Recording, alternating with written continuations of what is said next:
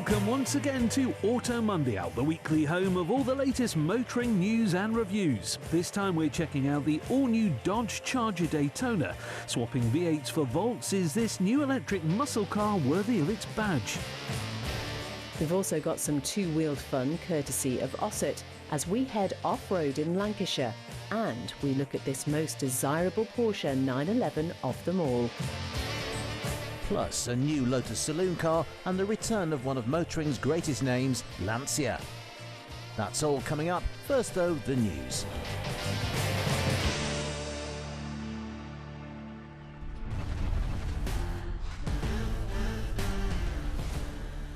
Good news for the British motor industry as sales in February reached a 20-year high after a record 19 months of growth. Traditionally, February has been a slow month for new car registrations as buyers wait until the 1st of March to get the new number plates. But an increase in fleet and business demand bucked the trend despite private registrations being down by 2.6% versus 2023. The data from the Society of Motor Traders and Manufacturers also showed strong growth for new EVs, with electric cars making up more than 36% of registrations. The best-selling car of the month was the Ford Puma, closely followed by the Volkswagen Golf and T-Roc.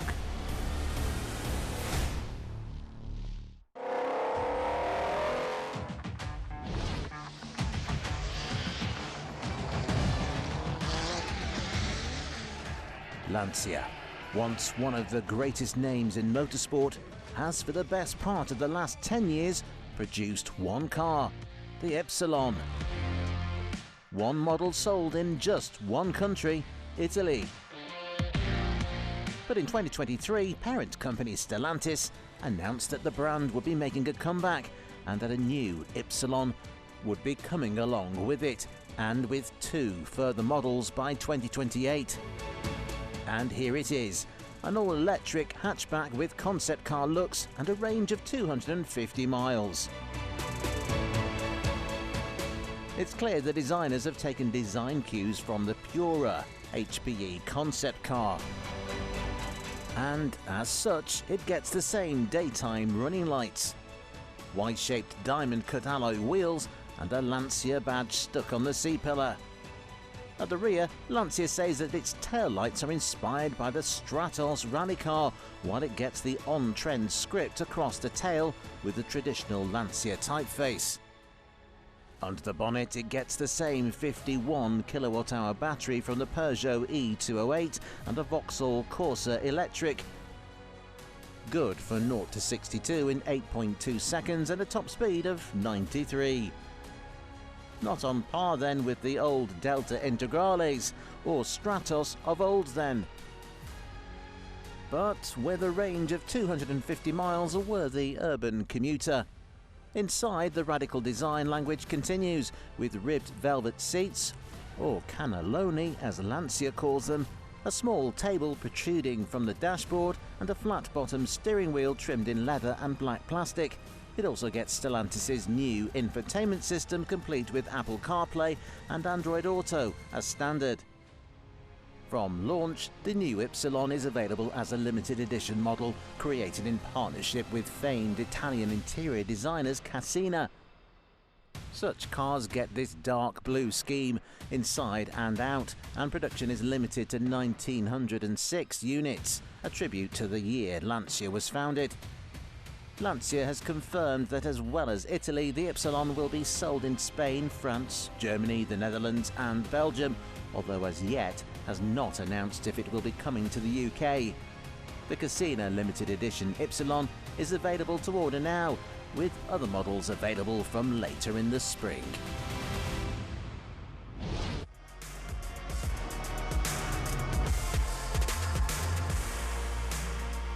Is there anything more serene than the peace and quiet of the British countryside? With views like this, even the most passionate petrol heads will concede that the last thing they'd want to hear is the noisy shrill of a two-stroke engine battling its way over the rough terrain.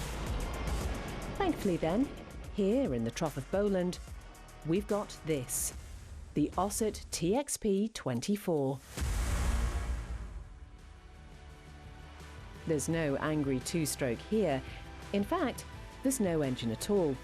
The Oset is a totally electric trials bike designed to make off-road riding simpler and quieter, allowing you to race through the green and pleasant land at great pace without disturbing any of the wildlife. Powering the TXP is a 1.6 kilowatt motor, enough to see the electric bike to a top speed of 24 miles per hour.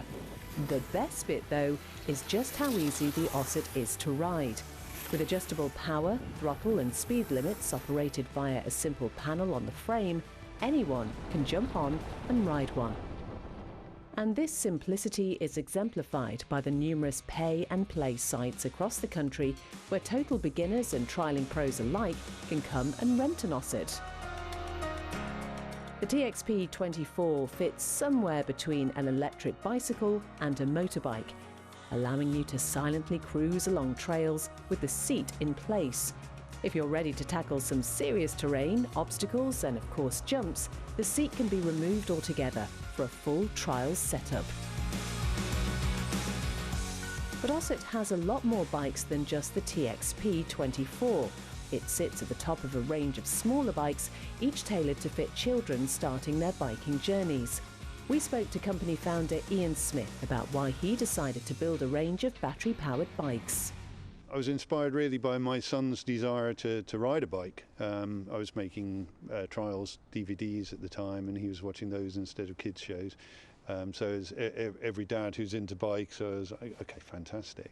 I wondered how we could do that as a 3-year-old, how you could find a bike that would be suitable for the purpose, and just started thinking about it and thought electric would be the solution. They're lighter, they're no hot parts, no oil changes, nothing difficult, very simple, easy to ride, and very understandable. And so Oset was born. The company name stands for Oliver Smith Electric Trials, and as you can see, the eponymous Oliver is quite the rider. He told us how the range of bikes on offer expanded. Each bike from when I was 3 years old to now I'm 22, the bikes have all grown up with me. So as I got bigger, the bikes got bigger and more capable. Even the biggest bike, the TXP-24, weighs less than 50 kilos, and the brushless motor means throttle response is lightning quick, allowing the rider to build confidence quickly without the weight of a big, heavy bike underneath you. The battery life is good as well. Oset reckons 3 hours of hard riding comparable to a tank of fuel on a combustion-powered trials bike. You can just unplug the battery and take it indoors to charge it up. And the icing on the cake is the superb build quality. In 2022, Oset was purchased by Triumph, and the latest TXP models are built on the production line with Triumph's road bikes, meaning fit, finish and overall quality are exceptional. The average age of a motorcyclist in the UK is now 54, but with affordable, simple bikes like these, Oset is hopeful that their bikes will help more younger riders get into the hobby. Electric bikes are a real game changer when it comes to getting into bikes, especially trials bikes. They teach you all the right skills to get you onto road bikes, motocross, whatever, because it teaches you the fundamentals of bikes. If you fancy an easy way of getting onto two wheels, or you're an experienced rider just looking for some electric thrills, the TXP-24 is on sale now for £4,195, while smaller models start from as little as £1,300.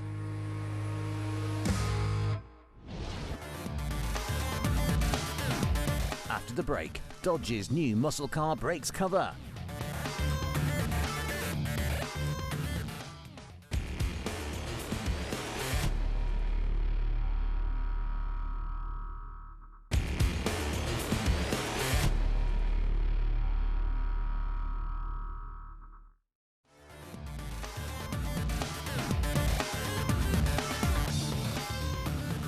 Coming up, the all-new Dodge Charger Daytona. First though,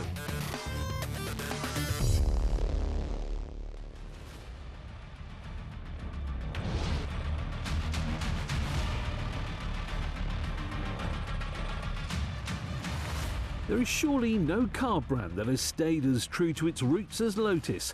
Since it was founded more than 75 years ago, it has focused on building and racing hand-built sports cars with an emphasis on lightweight and handling.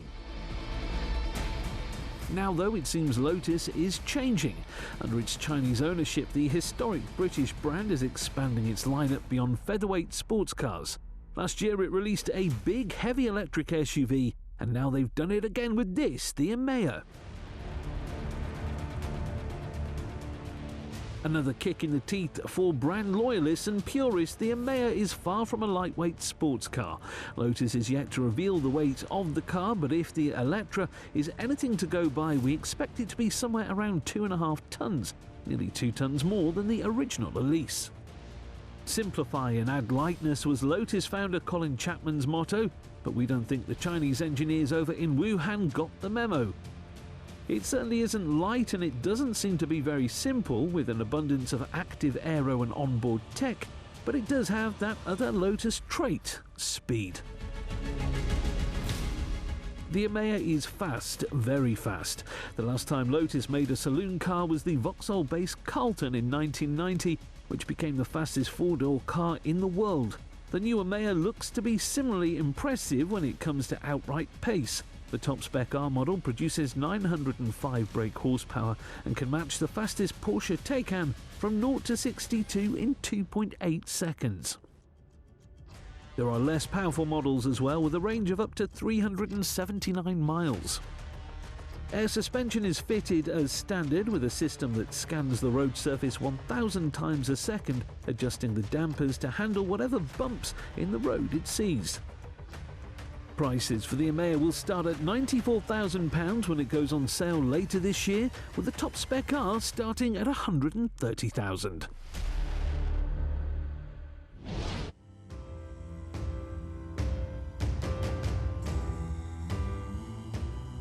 After a retro 911 but missed out on the sport classic?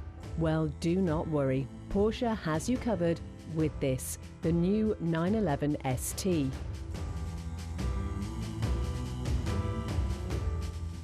This isn't just some regular 911 with some old-fashioned paint options though. It could be the ultimate Porsche, because this, for the first time, combines a GT3 RS engine with a manual gearbox, and that sounds like a match made in heaven. The 4-litre naturally aspirated flat 6 produces the same 518 bhp as the RS, but the 168 miles per hour top speed is higher thanks to the lack of a rear wing. The acceleration, though, isn't quite as potent. 0 to 62 takes 3.7 seconds, half a second slower than the RS, with the extra input required of changing gear yourself. The manual transmission is taken from the standard GT3, but it's been re-engineered with shorter ratios and a lightweight clutch that saves more than 10 kilos. This, along with the 9,000 RPM red line, means you can revel in the glorious noise of one of the world's greatest engines while getting maximum engagement. Continuing with the greatest hits theme, the body is taken from the GT3 Touring, so you still get the nostrils and big grille of the GT3 with the cleaner wingless look. While it looks like a Touring though, the ST gets some carbon fibre reinforced plastic panels from the RS in aid of weight reduction. There are easier ways to spot an ST though. The staggered 20 and 21-inch wheels were previously only available with Weissach Pack spec GT3s, while the rear deck lid gets some bespoke mesh inspired by 911s of the 60s and 70s. Further efforts to reduce the car's weight include thinner glass for the windows, a smaller lithium-ion battery, and reduced sound deadening. Carbon ceramic brakes are fitted as standard, making this the lightest of all the current 992 Generati on 911s at 1,380 kilos, 40 less than a GT3 RS. On the chassis side, this is the only 911 to get double wishbone front suspension without rear wheel steering. The whole setup has been tuned and calibrated for road rather than track use to make it more enjoyable day to day. This then should prove to be the ultimate driver's 911, but that is not the only lure of the ST. As part of Porsche's range of Heritage Edition models, the ST gets some beautiful design touches. There's a selection of retro paint jobs to choose from, including the fabulous Ruby Star Red, first seen on the 1992 Carrera RS. Opt for the £14,000 Heritage Design package and you'll also get some gold badging and some gorgeous ST emblems dotted around, plus your choice of motorsport-inspired graphics. The highlight of the restyle, though, is surely the interior. High-end cognac-coloured leather continues the throwback theme, while contrasting extremely tastefully against the carbon fibre accents. All cars will come with bucket seats, but the carbon fibre roll cage is optional. 2023 marks 60 years since Porsche first launched the 911, and as such, just 1,963 STs will be built to commemorate the anniversary. You'll have to be quick if you want one then, and you will need deep pockets. Prices start at an eye-watering £231,000, nearly 40 grand more than a GT3 RS. But if it drives as well as the specs suggest, and we reckon it will, it could be a sound investment, as well as one of the greatest sports cars of the decade.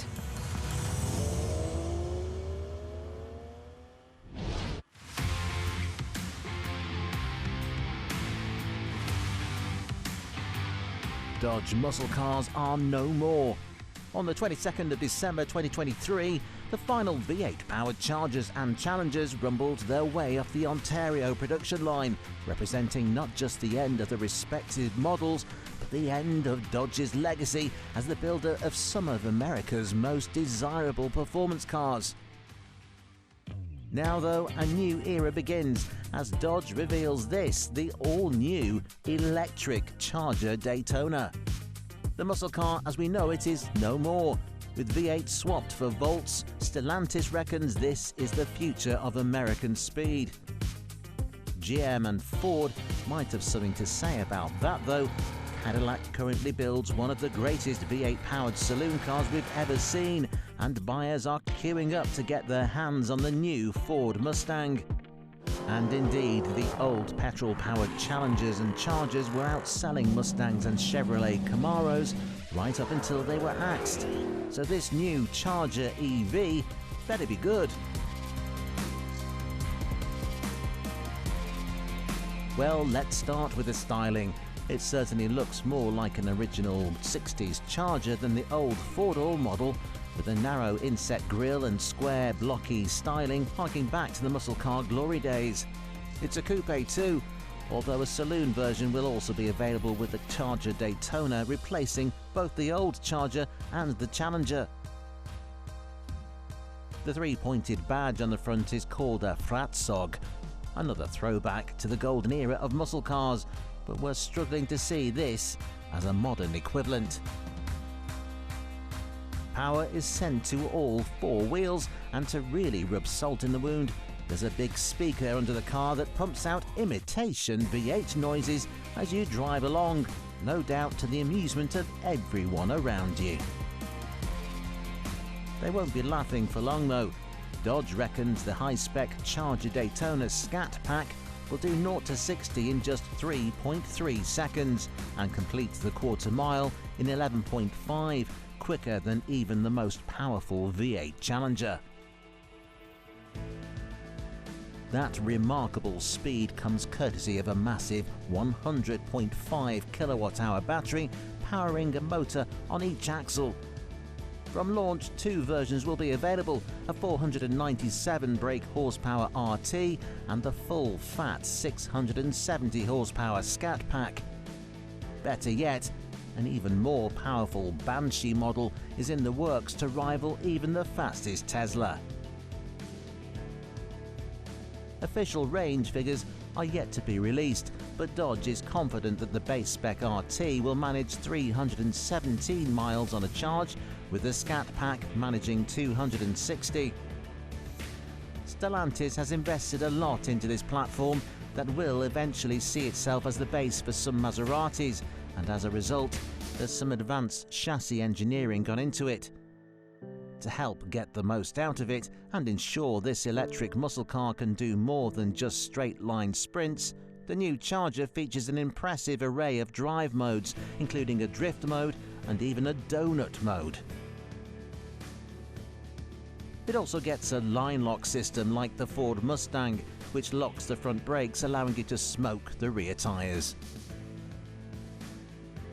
It all sounds pretty impressive and quite good fun, but if you're still not convinced by an electric muscle car, Dodge has confirmed that a petrol model will be joining the lineup.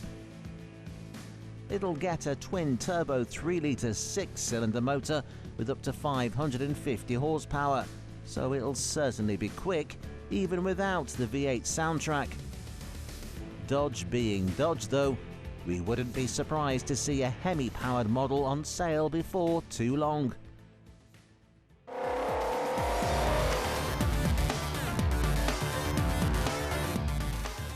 Join us again next week on Auto Mundial as we check out a cheeky new hot hatch from a Bath. Until then, goodbye.